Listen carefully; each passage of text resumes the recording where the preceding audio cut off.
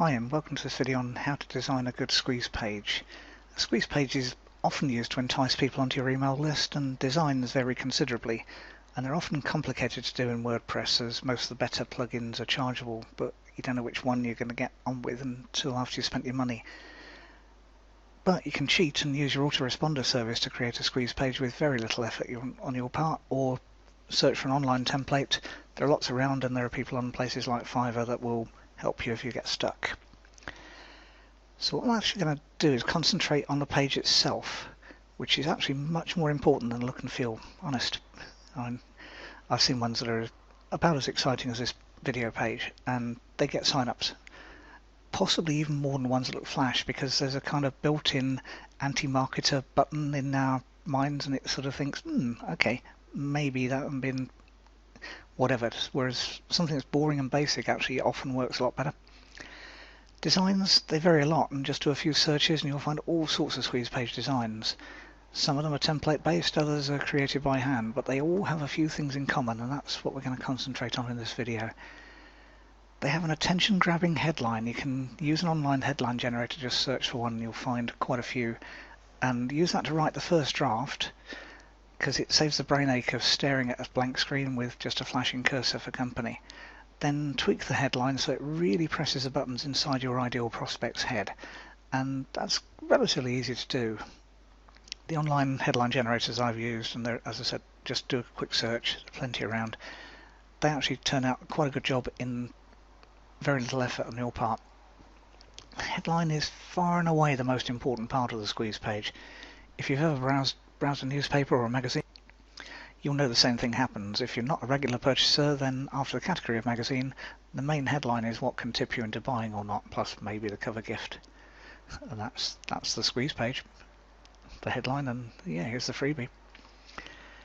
It's exactly the same online. A poor headline won't convert anywhere near as well as a good one, and it might be dictated by the giveaway you're using, or it could dictate what you create as a giveaway. So in other words, the headline might have to reflect, if you're using a pre-designed giveaway one you did earlier, then the headline will have to reflect that. But if you come up with a really good headline and need to create your own product, click the link below this video and I'll be able to help you on that.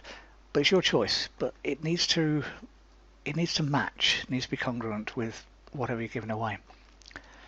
So spend some time choosing a headline.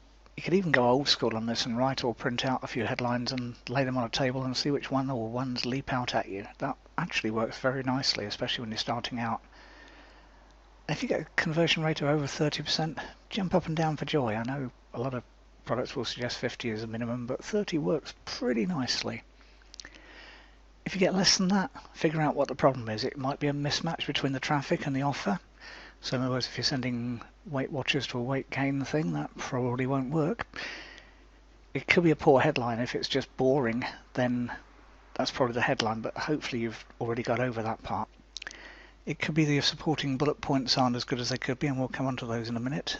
Or it could be the actual giveaway products, especially if you're using private label rights products. It could just be, well, I already got that, or it looks tacky or whatever. But those are the most likely suspects, probably in that kind of order.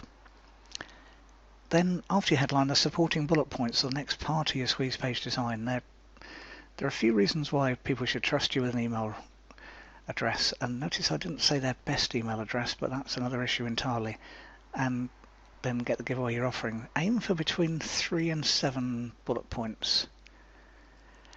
An odd number of bullets seems to work better than an even number. Don't ask me why, I really don't know, but it seems to. But as always, if you're not sure, test it. Try 3, try 4, try 5, see which you get best response from. Think of your bullet points as subheadings. They should be good enough to stand as a headline in their own right. They should be the ones that if you printed them out and laid them on the table, they're the ones you almost used but didn't quite. And bullet points cover the extra reasons why people should trust you with their email address. And that's a big ask nowadays. Lots of people have a secondary email address that they use purely to sign up for offers, and they only check it if they need to confirm their email address, and then only if there's sufficient incentive to do that. So it would need to be a really, really good giveaway to do that. Ideally, you want people to use their primary email address, but you need to remember that just won't always happen. So plan B is to make your giveaway product good enough that people want to let you have an email address they actually check. You can do that with subtle reminders in the giveaway product itself, and you can do that with a must-have upsell to a paid product, because if it's a paid product, they're going to be using an email address they check, because that's where the receipt comes to. It's probably their PayPal address, and they'll definitely be checking that.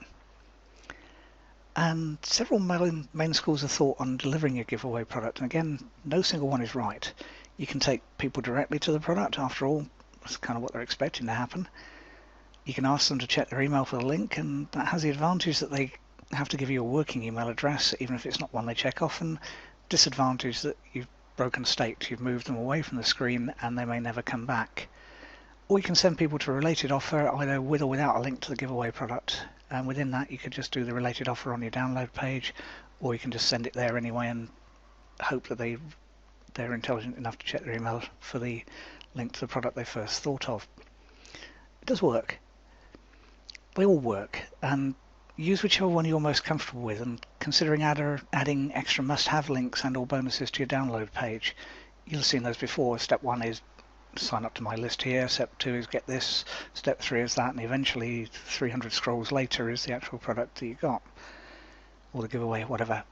But remember, this may be the one and only time they see your other offers, so sorry for the reality check, but make sure that it's good and that people don't think, oh, he's just trying to scam me. The other component of your squeeze page is the sign up link, and your autoresponder company will give you the code. You select a form, lots and lots in autoresponders like Aweber and GetResponse. Choose one you like, get the code. Use someone on Fiverr to help if you're not confident creating and uploading a squeeze page. It's just quicker and less frustrating than trying to learn the process if you're not technically savvy. And for $5, maybe 10, it's just worth it. Then test your squeeze page online before sending traffic to it. Go to the page, preferably either in an incognito or private window or in a different browser, and sign up. Go through the process. Check all your images if you're using any of showing, and check your sign up button is obvious and above the fold and works. Seen all of those. Unless you're doing a long squeeze page, which can be worth testing, then everything should show on screen, ideally without scrolling, because within reason, less is more. A compelling headline with a get your free report can work well, but personally I prefer to use some bullet points as well. But test. See what works best for you and your audience. Test your headline first, change the colour, change the font size, change the wording, even the capitalisation, because sometimes what they call title text works better. Sometimes it's mixed case, just a sentence text. Test it. All of those can affect. Then, and only then, move on to the other areas. Mail order plays a game called Beat the Control, and it tries to get a higher response than the previous best one. And that's a good game to play, especially if you've got enough traffic and access to split testing software, and there's plenty of that around. But realistically, if you're getting upwards of 30% opt-in, that's pretty good. And yeah, I know that the offers you see suggest 50% or higher is achievable, and it is sometimes, but often good enough is good enough, and sure, it's worth tweaking to get a higher opt-in rate. But it's also worth driving more traffic to the squeeze page.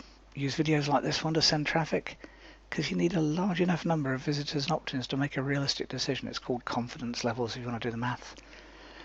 It's worth testing those kind of things before spending too much money promoting your squeeze page, because again, if you're not getting conversions, if only 1 in 100 are signing up, something's wrong. If only 10% are signing up, something's still wrong. So get your figure up to at least 30% and then start testing properly. And if you'd like help with creating a giveaway product for your squeeze page, click the link below this video. You'll get better results from your list if your giveaway product is good quality and actually helpful. Sounds obvious, but I've seen lots that aren't. So make sure that happens. As I said, click the link below this video if you'd like more help. Thanks for watching.